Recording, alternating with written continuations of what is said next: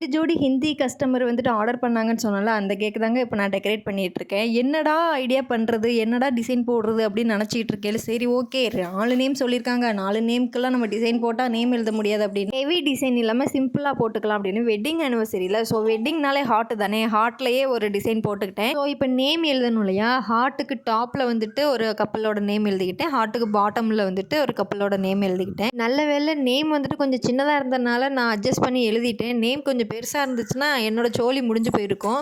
சரி கேக் அப்படியே பிளைனா விட்டுறக்கூடாதுன்னு அங்கங்க ஹாட் ஸ்ப்ரிங்கிள்ஸ் வச்சு கொஞ்சம் கொஞ்சமா சுகர் பால்ஸ் போட்டு நான் இந்த கேக்க ஃபினிஷ் பண்ணி எடுத்துக்கிட்டேன். என்னோட ஹஸ்பண்ட் என்கிட்ட வந்துட்டு, "இது என்ன ஃப்ளேவர்மா?" அப்படின்னு கேட்டாரு. "நீங்க சொன்ன ரெட் வெல்வெட் தான்" அப்படின்னு.